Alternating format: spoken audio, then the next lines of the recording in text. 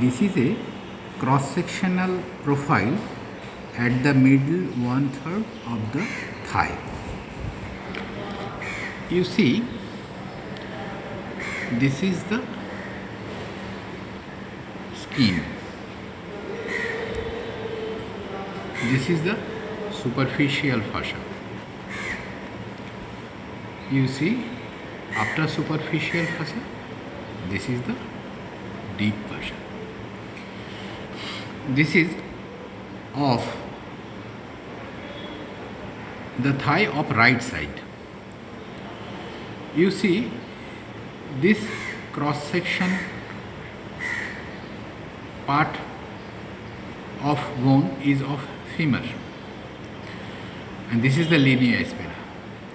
From the deep fascia, 3 intermuscular septum, namely medial intermuscular septum, lateral intermuscular septum, and posterior intermuscular septum, are extended from deep fascia to the linea aspera, forming 3 compartments in the thigh.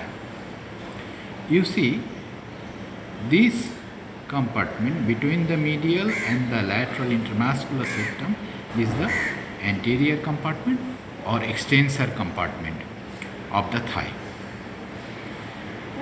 All of you know the nerve in the anterior compartment or extensor compartment of the thigh is the femoral nerve. This compartment between the medial and the posterior compartment is the adductor compartment or medial compartment of thigh, and the nerve here is the obturator nerve. This compartment between the posterior and the lateral intermuscular septum is the flexor compartment, and the nerve here is the sciatic nerve. Let us identify the muscles in the anterior compartment, because adductor canal is concerned with the anterior compartment or extensor compartment. You see, this is the sectional profile of the bone femur. This muscle is the vastus intermedius muscle. This muscle is the vastus intermedius muscle. This muscle is the vastus lateralis muscle. You see, this muscle is the vastus medialis muscle. Above all this muscle is the rectus femoris muscle. See, this one is the anterior aspect, this one is the posterior side, this one is the medial side, and this one is the lateral side of the thigh.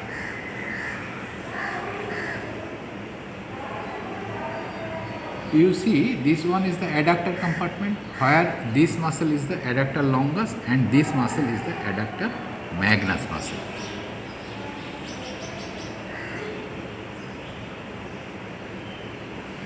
The topic which is our subject is adductor canal, that is actually lying here.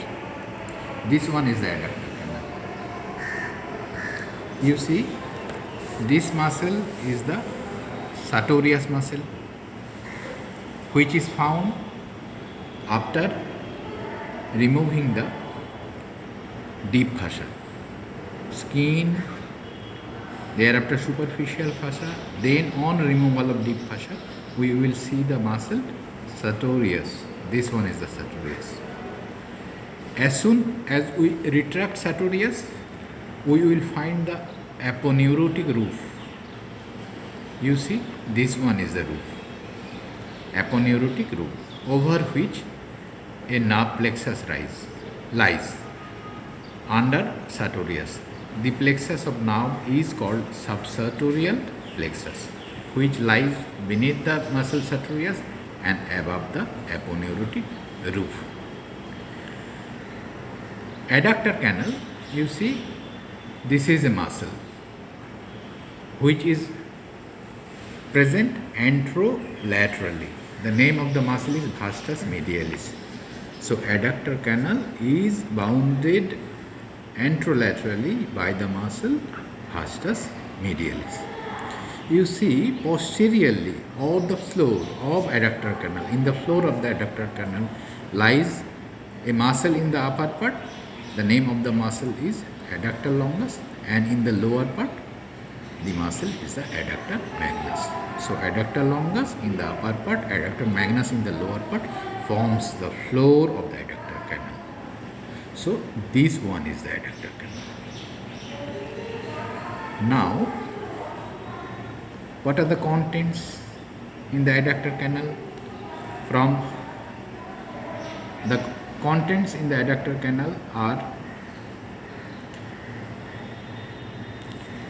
nerve to vastus medialis. You see, this is a nerve which is going to supply the muscle vastus medialis. You see, these are the vessels. Femoral vein, this is femoral artery. And you see, this is a nerve. The name of the nerve is sciatic nerve.